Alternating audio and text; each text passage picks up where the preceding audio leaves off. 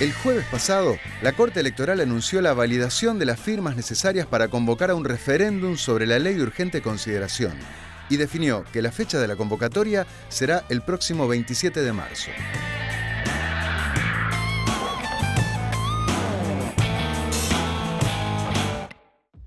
Uno de los capítulos cuestionados de la LUC es el que crea un sistema de alquileres para quienes no tienen garantía.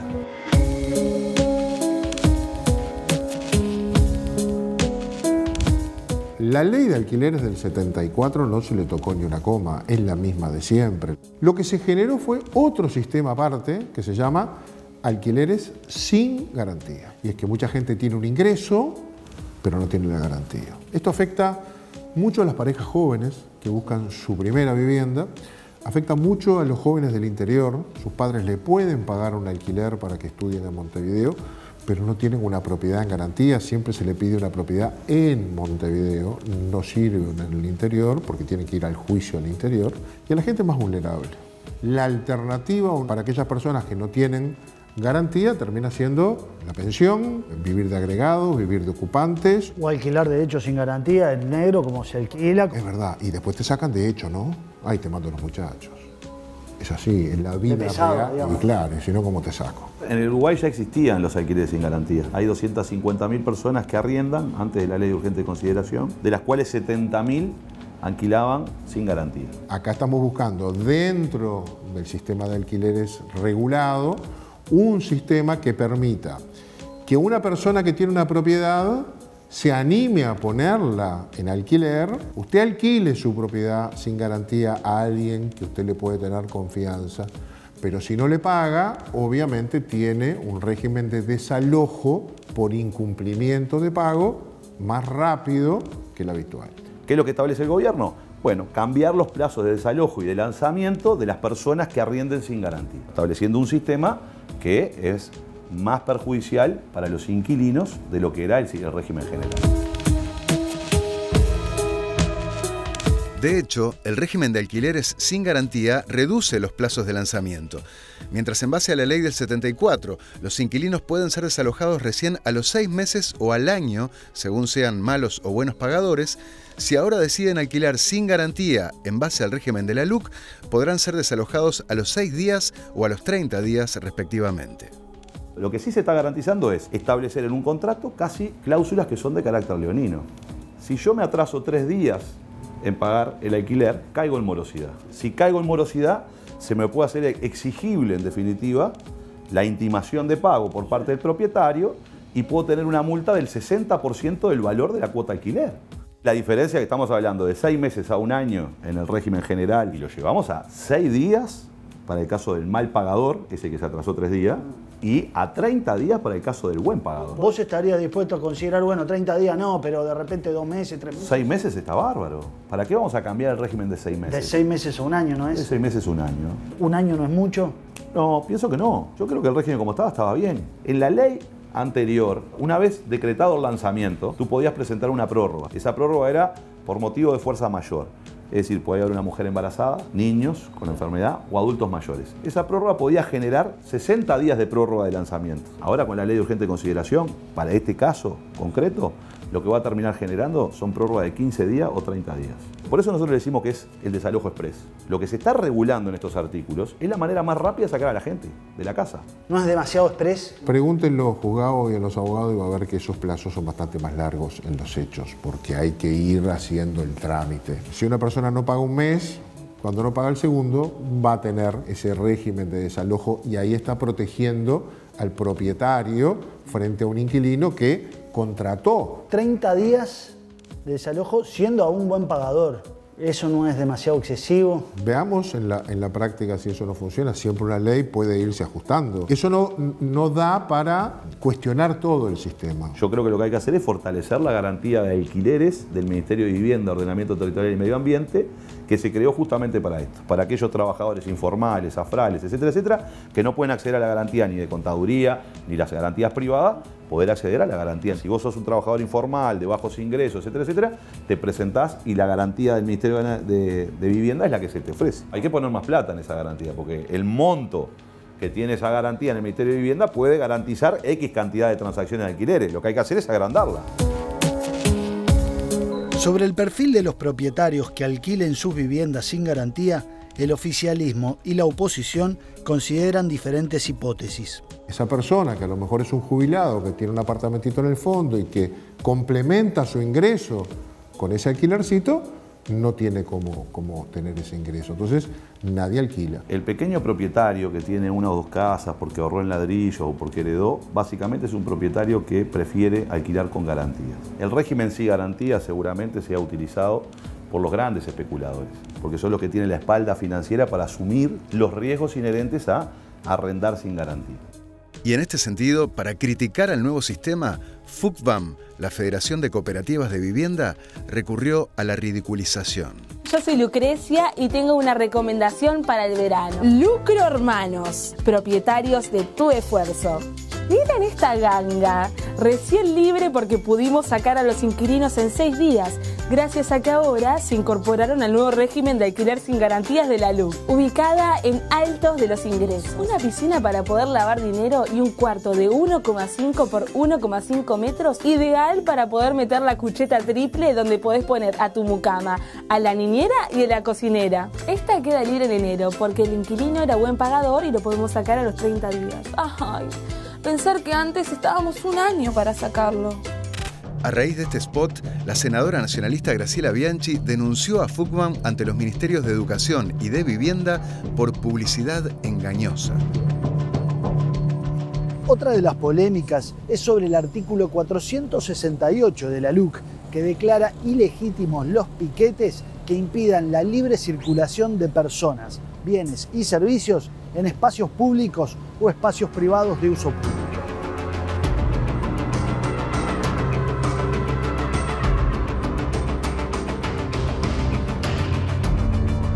El pique, ya estamos diciendo, los piquetes son ilegítimos en Uruguay, ni siquiera define qué es un piquete. No están prohibidos los piquetes, son ilegítimos los piquetes que impidan la circulación de personas, bienes o servicios. Si son piquetes pero no impiden la libre circulación de personas, bienes o servicios, no son ilegítimos. ¿Qué es un piquete? Acá entendemos un corte de una vía o de un lugar público que impide el desplazamiento. Impide el desplazamiento. Sí. Una comparsa que se reúne a tocar tambor en una esquina montevideana podría ser interpretado como un piquete. ¿Vos pensás que están pensando en...? No, yo no sé lo que están pensando. ¿En una comparsa? Lo que digo es que la ley habla de piquetes y no los define. La mayor cantidad de piquetes que han habido no son del movimiento sindical ni de los trabajadores. En la mayoría de los casos o son vecinos enojados porque hace 3 días que no tienen luz, no sé, o son empresas. A ver, yo los últimos que recuerdo son feriantes que impidieron el ingreso a la UAM durante algunas madrugadas porque le cambiaron el horario. Recuerdo empresas de camiones que impidieron la salida de garrafas de Supergas. Recuerdo empresas, camioneros que bloquearon la salida de camiones de combustible de la tablada. Si vos me decís que el gobierno piensa que si mañana se corta la tablada y se desabastece de combustible en Uruguay, el gobierno no lo va a permitir, yo estoy con el gobierno. Si alguien quiere protestar y corta una calle porque prende 8 cubiertas en Camino Maldonado, lo que hace también es impedir el derecho a la libre circulación de otro que va a trabajar y va a llegar tarde y le descuentan el día, o la mamá que va a buscar a su hija a la escuela. Quiere prender cubierta a fuego, préndanla en la banquina, ¿veo? Acá hay 2 derechos, el derecho a la manifestación y el derecho a la libre circulación. ¿Cómo se compatibilizan estos 2 derechos que son derechos de todos los ciudadanos? ¿Lo resuelve el Poder Ejecutivo? ¿No lo debería resolver la justicia? ¿Quién dirime esa cuestión de cuando un derecho pasa a dejar de ser ejercido de manera correcta, sino que pasa a ser ejercido de manera incorrecta? ¿Y cómo está establecido en la LUC? Hay un procedimiento que lo que hace es que... ¿No termina en la justicia? ¿No termina interviniendo la justicia? No, interviene el Ministerio del Interior. ¿Solo? Y desaloja, en este caso, para preservar la libre circulación. Son varios artículos que regulan, primero declara ilegítimo, pero después regula cómo la autoridad interviene. Y no viene el camión con el palo, y bajan los policías, y no es así. Interviene la justicia. Hay un protocolo legal que establece cómo hay que dar una respuesta para liberar el tránsito y que la gente pueda circular. Para tal fin, la Secretaría de Estado podrá requerir en forma directa el auxilio de otros organismos públicos, así como coordinar en tal caso la actividad tendiente a dar cumplimiento a lo dispuesto en el inciso anterior. decir, lo que está diciendo acá es que el Ministerio del Interior, frente a un piquete que está obstaculizando, no dice tampoco que el piquete puede ser de 1 hora de corte de la calle, porque yo estoy de acuerdo, una ruta nacional no se debe cortar, ¿verdad? Porque si yo desabastezco la alimentación de un pueblo porque corto la entrada, estoy generando un perjuicio muy grande. Entonces ahí mi derecho a manifestarme se está transformando en abusivo porque estoy vulnerando otros derechos. Entonces, el gobierno del Frente Amplio existía un decreto que establecía justamente la prohibición de los piquetes, pero lo que sí decía el decreto del Frente Amplio, que no dice esta ley, era que no iban a estar contemplados en esa situación aquellas movilizaciones que estuvieran contempladas por el artículo 57 de la Constitución, que es el derecho a huelga.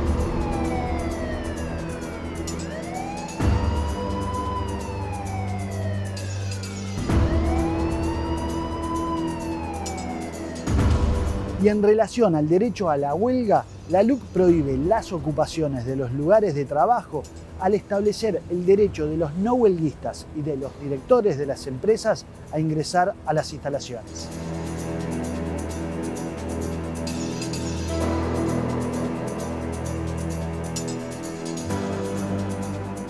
Establece que no se pueden ocupar lugares de trabajo. Están prohibidas las ocupaciones. Exactamente. Prohibición del derecho a huelga, no de las ocupaciones, porque el artículo lo que habla es justamente el derecho a huelga. Cuando alguien quiere hacer una huelga, tiene un derecho. Ahora, si esa huelga se extiende hacia la idea de poner una máquina atrás del portón, y acá no entra más nadie, están violentando el derecho de un trabajador que quizás quiso entrar a trabajar. Y ni que hablar del derecho del propietario a ingresar a su empresa. Por lo tanto, lo que la LUC establece, sin eliminar el derecho a la huelga, proteger los otros dos derechos. Usted quiere hacer huelga, haga huelga. Usted quiere trabajar, lo vamos a proteger en su derecho al trabajo. Usted es el dueño, usted va a poder entrar. Lo que dice el artículo, el Estado garantizará el ejercicio pacífico, primero acá le pone un apellido, del derecho a huelga, y el derecho de los no huelguistas a acceder y a trabajar en los respectivos establecimientos, y el derecho de la dirección de la empresa a ingresar en instalaciones libremente. Bueno, ahí yo veo, el derecho a huelga está. Pacífico. ¿Y que Sí, no sé. está mal? Yo creo que- El derecho a huelga violento. No, derecho a huelga violento yo no estoy de acuerdo. Acá hay 3 derechos. El derecho de los propietarios de la empresa a ingresar a instalaciones, el derecho de los no huelguistas y el derecho de los huelguistas. La huelga tiene distintas manifestaciones, no es la ocupación. La ocupación es una manifestación más del derecho a huelga. Puede ser el paro perlado, puede ser una asamblea... Acá lo dentro que de- claramente quieren prohibir son las ocupaciones. Bueno, pero no lo pusieron. No hay mucha novedad. En el año 2010, el presidente Tabaré Vázquez de ese momento, a través de un decreto, declaró ilegítimos, ilícitos, las ocupaciones de los lugares públicos. O sea, dijo Tabaré Vázquez, cuando la patronal soy yo, no pueden ocupar. Lo que me parece terrible es que haya actores políticos que establezcan que el Estado y los privados son iguales, porque el Estado garantiza derechos esenciales de todos los ciudadanos, que es distinto. Los privados no garantizan derechos esenciales de los ciudadanos.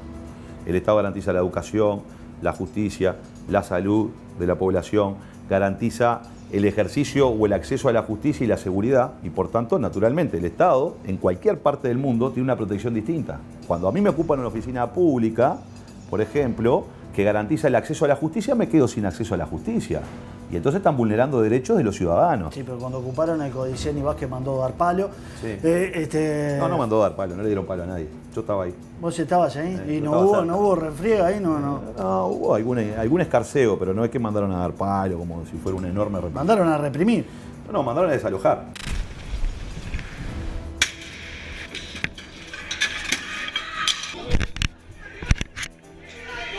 Nadie le está pegando.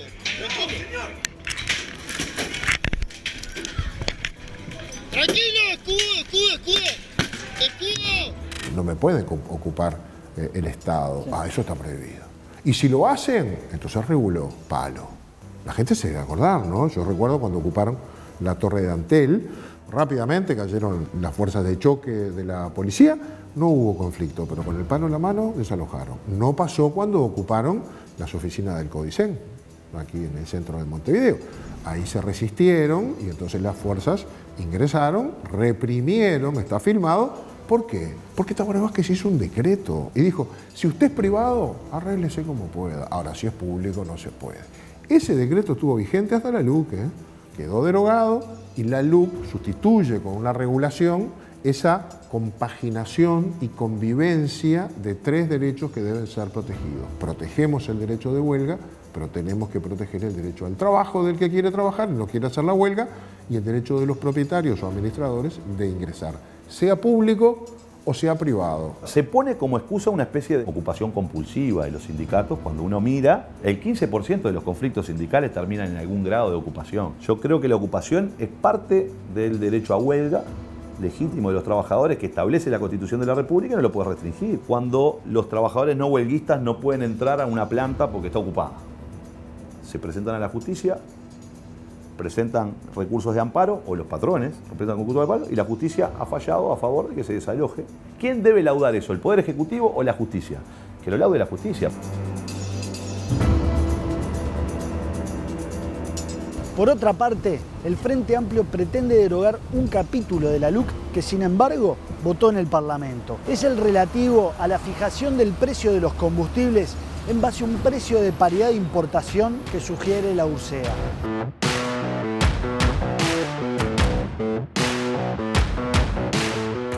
Esta no es una propuesta del Poder Ejecutivo. La LUC no vino con esta propuesta. La LUC vino con una propuesta de un artículo único que establecía la desmonopolización de los combustibles. Es una intención que tienen algunos actores del gobierno de libre importar combustible. Pretensión ideológica del gobierno que dice que si lo permitimos romper el monopolio de ANCAP, ¿verdad?, vamos a tener la posibilidad de gozar de determinados beneficios en Uruguay. Una pretensión ideológica porque ni siquiera la avala el comité de científicos que creó el propio gobierno, que en febrero de este año le entregó al Parlamento de la República un informe.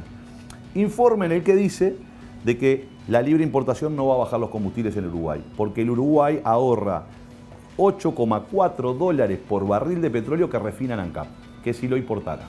El Uruguay tiene ahorros de 125 millones de dólares anuales, porque nosotros refinamos 15 millones de barriles de petróleo por año. Ese artículo no tuvo mayorías, no lo acompañó el Frente y tuvo diferencias en la propia coalición de gobierno, que hay que decir también que no logró el acuerdo cuando hizo el compromiso por el país, es decir, no estaba en el programa de la coalición. Y ahí se generó un proceso de negociación dentro del Poder Legislativo, en donde se pretendían garantizar algunas cosas. Lo que nosotros insistimos en garantizar era el único precio a nivel nacional. Lo que el gobierno quería hacer, y así lo explicitó, es: nosotros queremos ir a un camino de baja de los combustibles, tal cual nos comprometimos en la campaña electoral, eso decía el gobierno. Si gana el Partido Nacional, se terminó el aumento de impuestos, de la tarifa y los combustibles.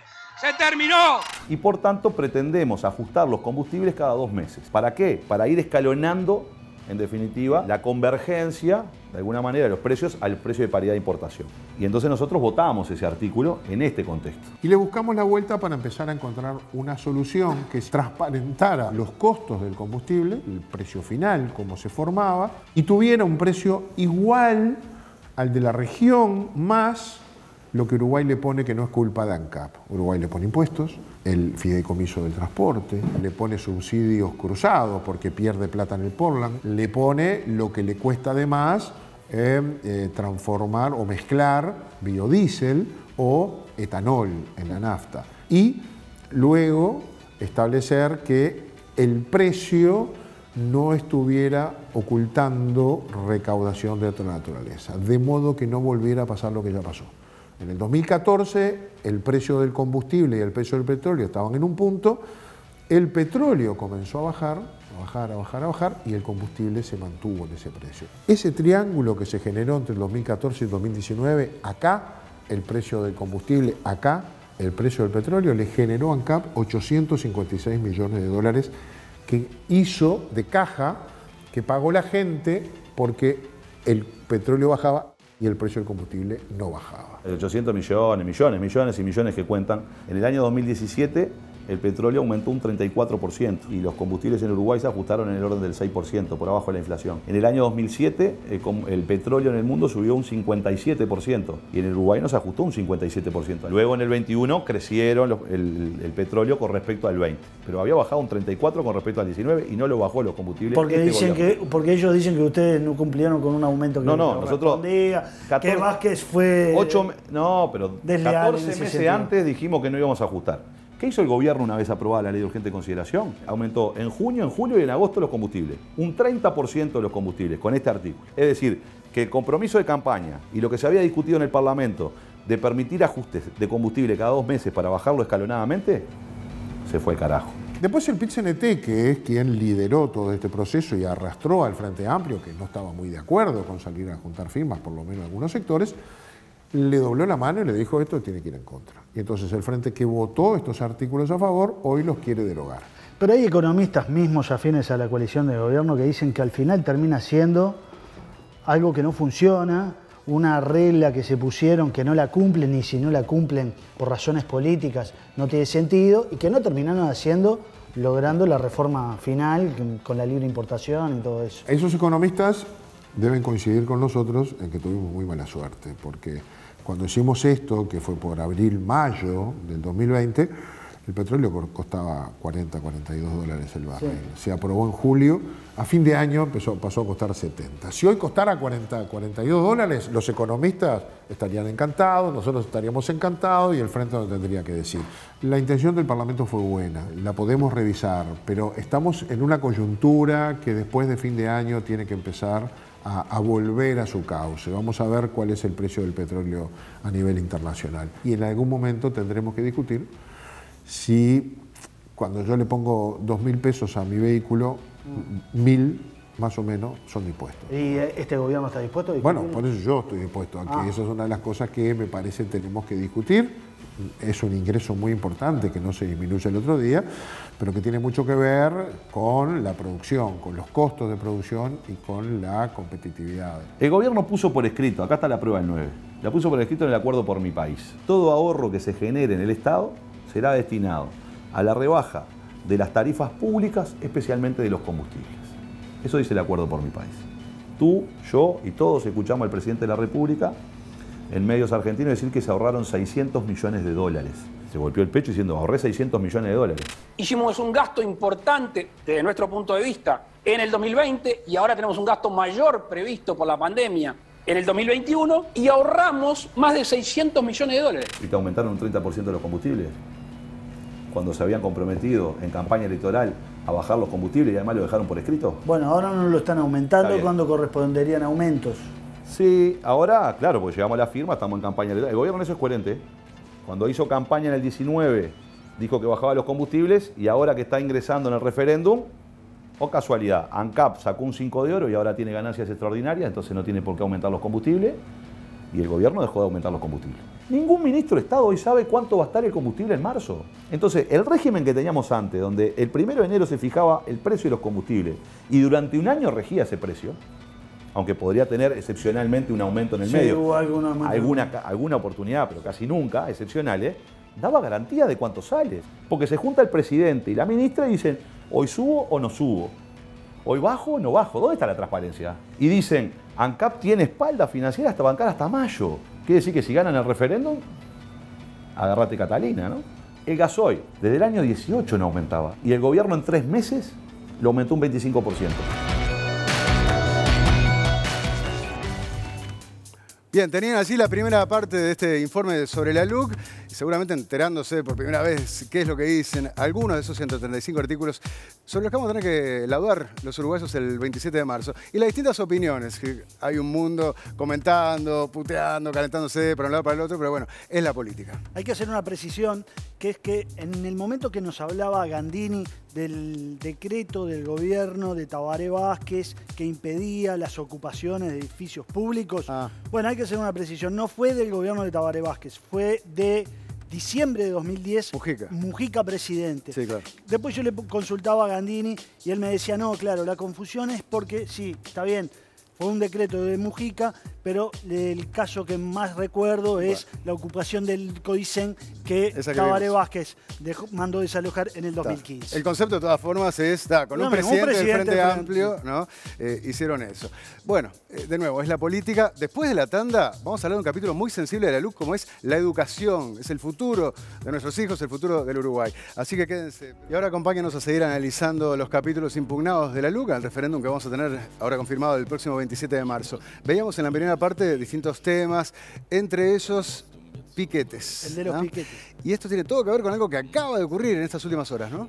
El viernes, ayer, a las 13:30, la policía reprimió con munición no letal una movilización de trabajadores del transporte interdepartamental que estaba impidiendo el tránsito normal de ómnibus en la salida de terminal de Tres Cruces.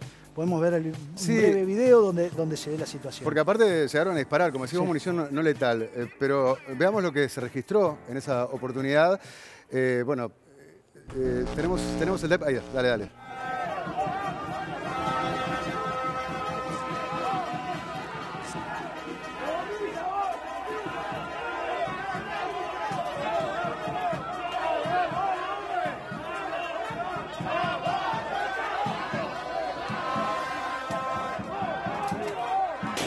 Ahí se escucha una detonación. Miren. ¿Está? Frente a esto, ¿no?, se generó toda una polémica, ¿no?, más allá de que los del sindicato quieren reunirse en el Ministerio del Interior y así lo van a hacer mañana. ¿Pero por qué? Porque dicen que disparó, nosotros habíamos disparado al piso, pero que llegó a herir a uno de los manifestantes. Está circulando esta foto. Los que manejan redes sociales y Twitter capaz que están al tanto de todo el debate, porque salió una versión diciendo que esta foto no era real o que no era de uno de los manifestantes aquí en Uruguay, cuando uno ve los perdigones allí, ¿no? Y frente a eso, Leo Sarro, periodista, mostró un video, ¿no?, grabado por él, y ahí claramente sí se ve cómo... Vamos a poner el video, por favor, cómo esta pierna corresponde a alguien que estaba acá en Tres Cruces. Dale.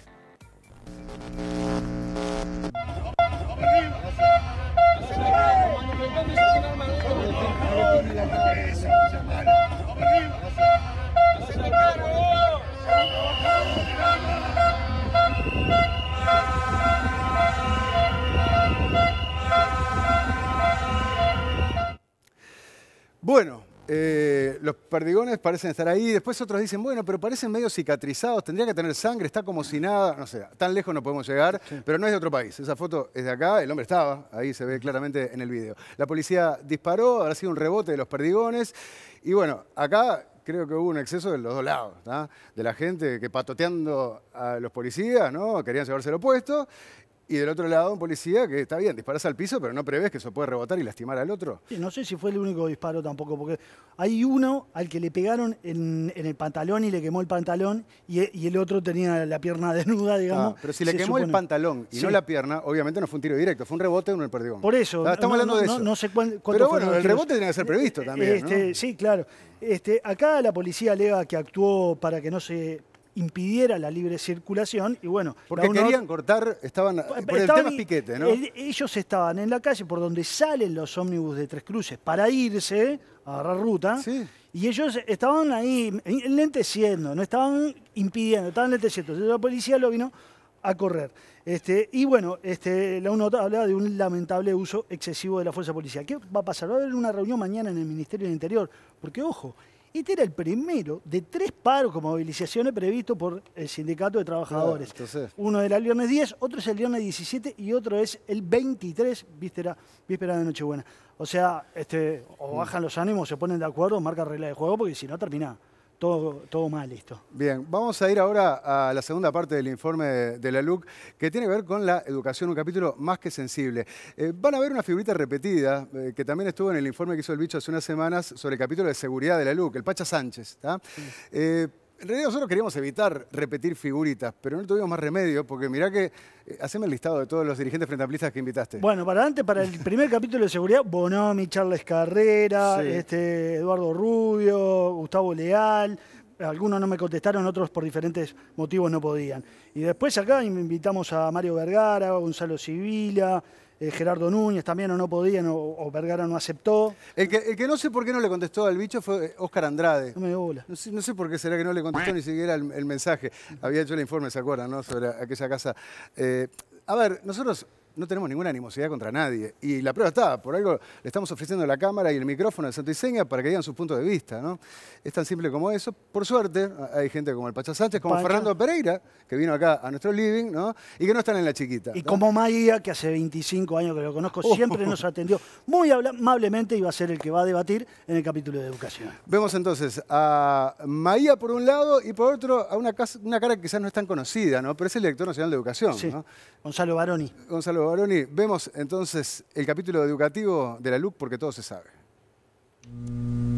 Vamos a proceder nuevamente a la votación si se aceptan o no las modificaciones enviadas a la ley de urgente consideración. 18 en 30 afirmativos se comunicará al Poder Ejecutivo en el día de la fecha.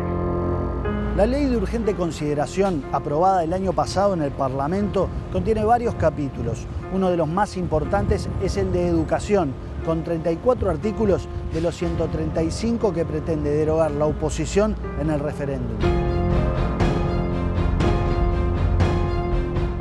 Y en esta confrontación de argumentos, Santo Iseña entrevistó al senador frente amplista José Carlos Maía y al director de Educación Gonzalo Baroni. Tenemos la convicción que su contenido, junto con la orientación general de este gobierno con estas herramientas, son regresivos para la educación en su conjunto. Son regresivos para la educación en su conjunto. ¿Y cuál es la orientación general de este gobierno? Es una política que privilegia lo privado sobre lo público, apuesta a un Estado más reducido, se podría concebir históricamente como un neoliberalismo. Para el oficialismo, sin embargo, la LUC trató de incorporar cambios que consideraba urgentes en materia educativa. Primero que nada, nosotros no quisimos modificar plenamente la Ley General de Educación vigente, sino modificar lo que hoy en día era urgente. Pero la campaña empezó con la polémica introducida por la oposición cuando en el spot oficial contra la LUC se afirmó que con ella se privatiza la enseñanza pública. No voy a dejar que privatices la escuela pública a la que van mis hijos.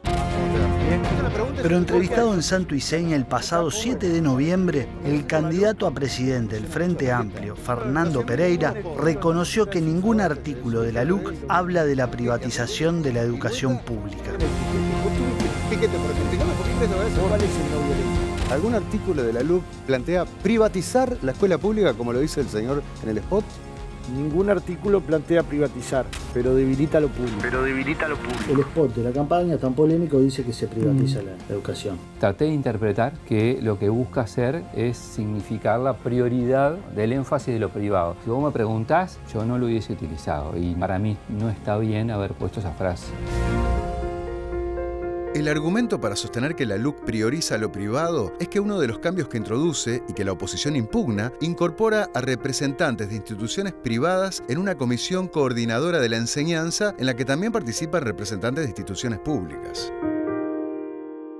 Es un sistema que se transforma de una coordinación del sistema de educación público a sistema de educación. Es decir, pone en igualdad de condiciones cuestiones que son muy asimétricas en su peso en las opciones de la sociedad. Integra a los privados. Sí, pero el tema no es el problema que lo integre.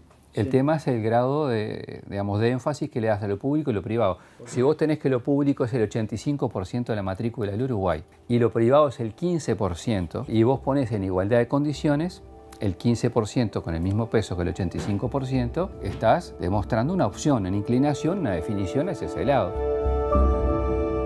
Pero justamente en este sentido, Baroni explica que la comisión coordinadora está integrada por una mayoría de representantes de distintas organizaciones de la educación pública. Depende del departamento, la educación privada en la máxima expresión en esas comisiones departamentales llega a ser 1 en 9, 1 en 8 o 1 en 11. En algunos casos, como el caso de Montevideo o Maldonado, que tiene mayor representación privada, tiene 2. 2 en 12, 11 o 13. Depende. O sea, no es 50 y 50. No. Una participación mínima. No, y de hecho, es una visión que cuando se les pregunta a los actores de la oposición del Frente Amplio, no hablan de privatización en una repregunta. Lo que hablan es que objetan la participación. ¿Para qué hacemos esto? Para tener la visión de todo el departamento en temas educativos.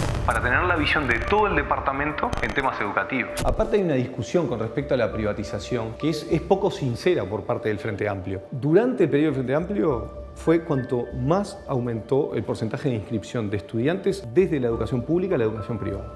Y bueno, ¿diagnóstico del cual sería? No, puede haber algún diagnóstico de bonanza económica, pero también puede haber un diagnóstico de capaz no estar convencido o no estar...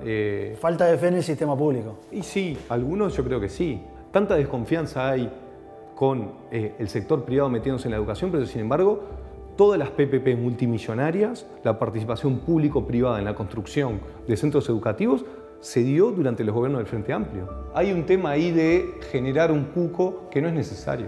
Hay un tema ahí de generar un cuco que no es necesario.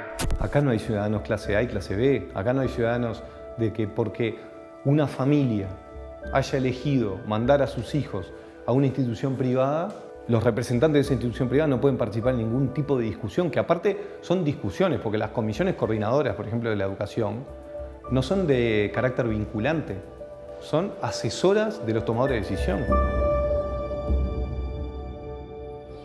Otro de los cambios sustanciales de la LUC en materia educativa es el de la gobernanza de la enseñanza, fundamentalmente porque se quitó la representación de los docentes en los consejos desconcentrados como primaria, secundaria, etc.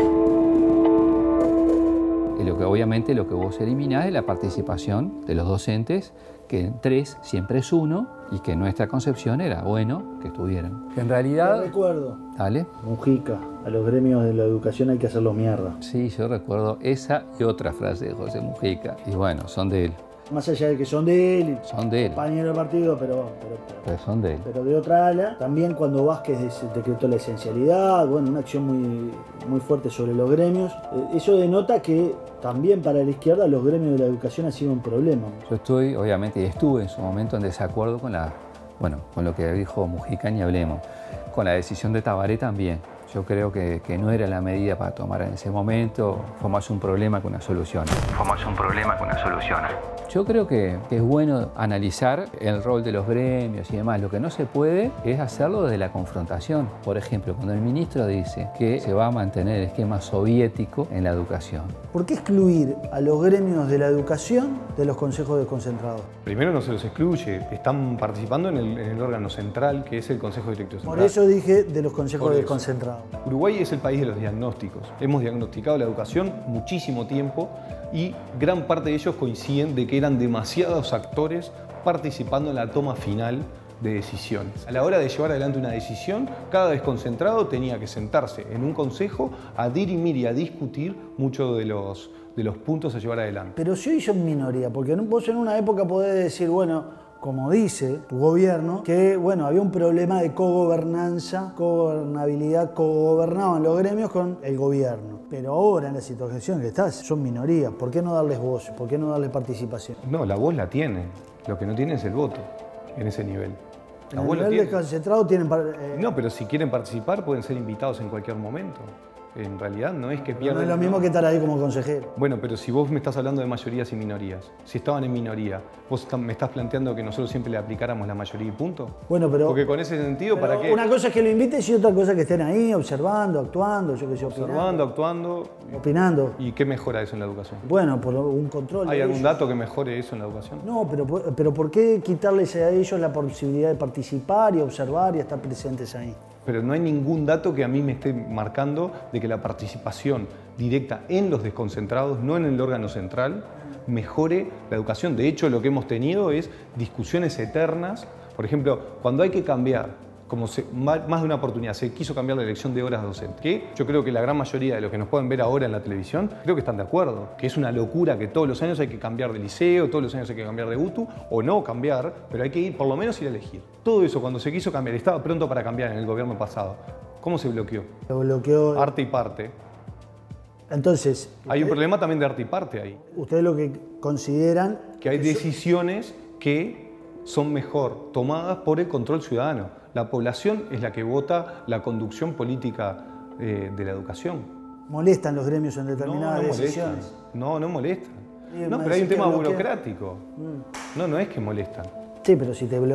Porque si molestaran, no estarían en el Codicen, como están hoy en día. Toda decisión que al final del día los consejos concentrados o actuales direcciones generales tomen o dejen de tomar, pueden terminar siendo revisadas por el Consejo Directivo Central, que es donde ellos tienen, al día de hoy, 2 participantes. Pero en los últimos días, una protesta de la Asociación de Funcionarios de UTU dejó en claro que la relación entre el gobierno y los gremios de la enseñanza no es buena. El lunes 29 de noviembre, la dirigente Mabel Mayo enfrentó al presidente Luis Lacalle Pou. 150 grupos menos en la UTU, ¿qué le parece? Lo sé, que son los centros educativos comunitarios. En las zonas más pobres se cerraron. La educación técnica se está destrozando. La gente más necesitada se queda sin grupos. los alumnos se quedan sin clases. La educación es una inversión, no es un gasto. Gracias. Hay mucho relato, hay muchas cosas que se dicen que lamentablemente pretenden sembrar el terreno con falsos relatos que quieren amedrentar la toma de decisiones y la necesaria transformación educativa. ¿Están mintiendo? Sí, están mintiendo. Hay 6 centros. Esos 6 centros no se cierran, se les cambia la oferta educativa. Hoy tuvimos una exposición de los involucrados en la educación, tuvimos una exposición del presidente de ANEP que compartimos y hacia allí va la reforma educativa que necesita el país, primero por los malos resultados que viene teniendo hace bastante tiempo y segundo porque este siglo XXI requiere ya no solo poner primera y segunda, esto requiere avanzar porque si no nos quedamos atrás. Por otra parte, existe un debate a partir de un artículo de la LUC que reafirma el concepto de libertad de cátedra de los docentes. La cátedra es un concepto universitario. En definitiva, acá lo que está interpretándose es que una libertad de cátedra para enseñar en los tramos obligatorios de, por ejemplo, educación inicial, de educación primaria, de educación secundaria, de educación técnico-profesional, ¿un docente realmente tiene libertad de cátedra o hay un inspector que le controla específicamente cuáles son los contenidos y cuáles son las formas? Entonces, acá lo que nosotros proponemos es que lo que se mantenga es el concepto de libertad de cátedra, pero con amplitud de miradas. De hecho, me voy a permitir leerte la última parte, que dice balance, ecuanimidad y balance de puntos de vista que permita a los educandos ejercer su libertad y formarse su propio juicio. Bueno, yo creo que eso puede tener problemas de interpretación. Es decir, mañana vos tenés las leyes y tenés la aplicación de las mismas. Sí. Y creo que a veces un cambio de redacción puede dar márgenes de menor libertad a la hora del manejo académico por parte de los docentes, que deben tenerla, ¿no? Amplitud, ecuanimidad y balance. Tiene que haber, pero ya había antes de la redacción esta. Pero integrarlo ahí es un riesgo. No lo veo como algo que agregue. En realidad, te da elementos que mañana podrían ser utilizados subjetivamente. Pero ahí eso es hasta contraintuitivo. Están diciendo que por ley no tiene que estar porque puede quedar en manejo de cualquier gobierno de turno que tiene. Si es administrativo, un cambio administrativo es así. Y lo cambias. Por ley es mucho más firme.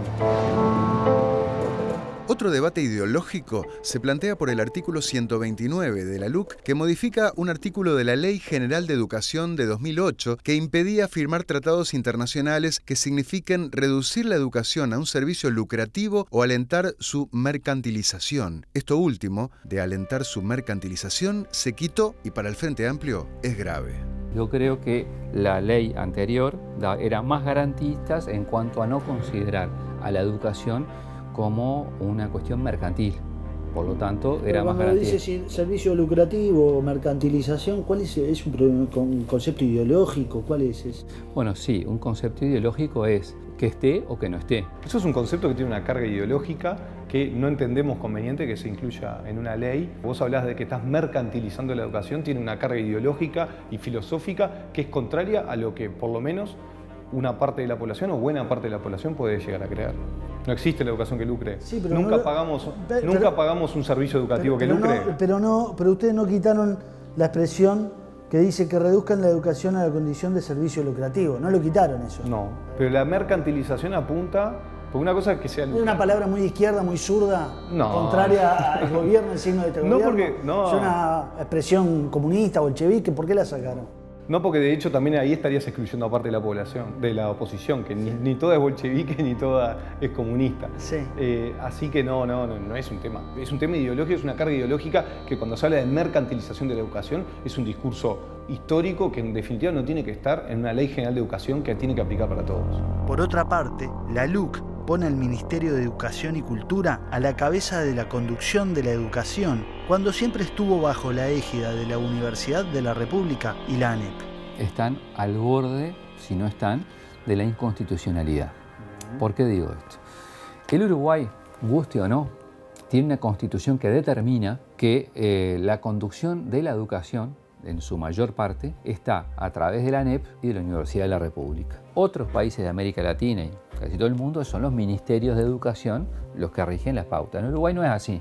Y es más, la autonomía de la ANEP es altísima. Entonces, acá lo que hace es que el Plan Nacional de Educación lo propone el Poder Ejecutivo a través del Ministerio de Educación, y quienes asuman como autoridades en el CODICEN deben suscribir a ese plan que lo propone el Poder Ejecutivo elaborado previamente. Nosotros llevamos adelante lo que se llama el Plan de Política Educativa Nacional, que es redactado por el Ministerio de Educación y Cultura en acuerdo con las autoridades de ANEP y las distintas autoridades. ¿Quién lo redacta? ¿El Ministerio o quién lo hace? Lo redactamos nosotros con la información y con los capítulos redactados y sugeridos por la ANEP, por INAU, por INEFOP, estuvo la UTEC también participando, Plan Ceibal, entre otros. La UDELAR en este caso no, porque ninguno de sus autoridades es seleccionada o presentada por el Poder Ejecutivo. En todo el resto de los casos sí. El Plan de Política Educativa Nacional, que plantea objetivos y metas, lo que es más paradójico de todo esto, que esto redactado por el MEC y en acuerdo con ANEP,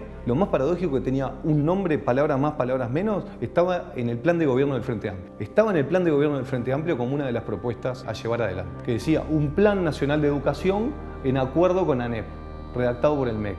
Nosotros, desde el Partido Nacional y también desde la coalición, lo llevamos adelante, pero ahora parece que no les gusta. Entonces, ¿cuál es el problema? ¿Que lo hacemos nosotros? Bueno, nosotros nos animamos a hacer esos cambios en la educación. Nosotros tenemos autoridades que dialogan. Es natural que Robert Silva y Pablo da Silveira conversen, porque los dos fueron elegidos por el señor Presidente de la República y a propuesta del Presidente de la República. Antes, María Julia Muñoz y Wilson Neto no eran elegidos por el mismo Presidente. ¿Por qué no se hablaban? ¿O por qué tenían problemas de diálogo? Los cambios establecidos por el gobierno en la LUC se fundamentan en los datos muy negativos de la situación de la educación en el Uruguay. La educación en Uruguay estaba mal. No lo digo yo, lo dicen los registros nacionales y las comparaciones internacionales. Entre otras cosas, la gente votó un cambio, y es un cambio en la gestión. Nosotros no pedimos que se comparta todo, por supuesto, pero seguro hay otra orientación. Solo el 40% termina de educación obligatoria, o sea, tenés que el 60% de la población en edad de recibirse como bachiller no se recibe, y cuando le damos unos años más de changüí, hasta los 23, 24 años, ese porcentaje aumenta entre un 10 y un 15%. O sea, estamos hablando que la mitad de la población no termina. Es el país de los que miden en PISA, es el país que tiene mayor brecha. Si miramos Latinoamérica, es el país que tiene más brecha. Junto hay solo 4 países, además de Uruguay, que no culmina el 50% de enseñanza media. Honduras, Guatemala, El Salvador y Nicaragua. Y Uruguay. Estamos en esa fantástica lista. Pero además hay un dato que es mucho peor, que es que los que quedan, los que aprenden más, son los de los quintiles más altos. El 20% más rico tiene casi 7 veces más posibilidades que el del quintil más bajo. 87% que termina en el quintil alto y 18% que termina en el quintil más bajo. ¿Y la LUC qué cambia eso? La LUC lo que cambia es que, ¿qué está pasando? Muchos jóvenes no entienden o no encuentran un propósito en el proceso educativo, por algo abandonan. Sí.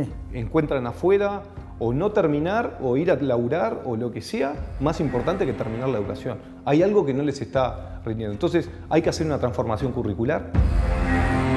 Esa transformación curricular va acompañada de otros cambios. Uno de ellos supone una mayor capacitación a los docentes para que sus títulos tengan rangos universitarios, cosa que hoy en Uruguay no ocurre. Y para ello, el Ministerio de Educación, en acuerdo con un consejo consultivo integrado por universidades públicas y privadas, podrá avalar esos títulos. Pero la oposición lo impugna por considerarlo un atajo y no una promoción de una universidad de la educación. Y otro cambio fundamental en la LUC es la mayor autonomía asignada a los centros de enseñanza y, de la mano con eso, el nuevo rol que tendrán los directores de los centros educativos. Tenés que darle un mayor empoderamiento a las comunidades educativas, encabezadas ¿por quién? Por un líder pedagógico que es el director o la directora. El director es el que está pispeando todo, es el que está llevando adelante con sus equipos directivos cuáles son los problemas que suceden. Hace gestión humana, hace gestión financiera, hace gestión curricular, está arriba de todos los problemas. Sin embargo, hoy en día tenemos directores que ganan menos que sus propios docentes. El problema que tenés es que le estás otorgando facultades hasta los directores de centros que pueden llegar a, digamos, a tener problemas para los funcionarios, los docentes, en lugares donde a veces las relaciones humanas, los vínculos que existen, generan distorsiones. Bueno, veían el capítulo educativo, ¿no? A ver, de nuevo, hay cosas que son legítimas, de discusión, de opinión. Hay otras que son más traídas de los pelos, ¿no? El artículo, vos le preguntaba, ¿la libertad de cátedra se asegura en un artículo? ¿Y cuál es el problema que se asegure? No, porque en realidad si está en la ley puede cambiarse, pero no tiene nada de malo asegurar la libertad de cátedra. En fin, como lo de Lucrecia, ¿no? Que veíamos en el spot anterior, cosas que embarran la cancha. Hay otras sí, que son discusiones legítimas. Este capítulo es muy amplio, algunos de los temas son muy áridos, son 34 artículos, pero acá lo clave, uno de los temas importantes también es la creación de un nuevo estatuto docente, que no lo dejamos afuera del tape para explicarlo porque es un poquito árido. Hay una placa, ¿no? Con un artículo que conviene tenerlo presente para ver de qué estamos hablando. ¿Qué pasa? Hay un estatuto docente vigente y crean uno nuevo en el que crean normas para que la carrera docente se toma el compromiso del docente con el proyecto del centro educativo. Que se tome en cuenta eso, si el docente está comprometido con el proyecto del liceo en cuestión. Que lo va a determinar el director, mirá lo que además, dice. del proyecto. El CODICEN podrá disponer condiciones de orden funcional, como el compromiso con una metodología de trabajo o un proyecto del centro educativo, para el acceso o permanencia en un lugar de trabajo específico. O sea, para que un docente acceda a trabajar en determinado liceo, para que siga trabajando o no. Y dice, también podrá delegar esta atribución en las direcciones generales o en las direcciones de centros educativos. El director del liceo podrá tomar la decisión con el fin de mejorar la igualdad de oportunidades. Y no es menor que al fin dice que deberá ejercerse en el marco de un estricto respeto al principio de no discriminación. Bueno, pero ¿cómo se lee esto por parte de la oposición? Y el director te puede sacar o poner según el buen vínculo o determinadas cosas. Bueno, dice no discriminación acá. Discrecionales, obvio. Dice obvio. Si está comprometido con el proyecto del centro educativo. Sí. Puede poner y sacar y eso es discrecional. Pero ojo, para que el docente sea sometido a este estatuto, el docente lo tiene que aceptar primeramente, porque el derecho laboral uruguayo no permite al gobierno cambiar de por sí el estatuto si el docente no lo acata. Acá hay un tema de fondo y que el gobierno dice, bueno, acá se lo veían en la discusión, el que manda soy yo. ¿Ah? ¿Por qué? Porque soy el elegido por la ciudadanía. ¿Ah? Y de hecho es una de las razones que se invocaban para que los docentes no tuvieran participación en los organismos como primaria, secundaria, etc. ¿no? Es una cuestión de poder. Esto es estrictamente una cuestión de poder. Sí. Acá el gobierno y de legitimidad del poder. Se terminó el cogobierno con los sindicatos que se daba antes, dice. Ahora mandamos nosotros a través del Poder Ejecutivo y las autoridades determinadas por el Poder Ejecutivo. Es una cuestión en que marcaron una diferencia de poder con la que tenía el Frente Amplio, que eligió cogobernar con los sindicatos. Claro, claramente. Bueno, el poder lo vamos a tener los ciudadanos el 27 de marzo, ¿no? Para elegir sí a la LUC, sí a la derogación de la LUC o no a la derogación de la LUC. Ahora falta más de 3 meses para eso, ¿no?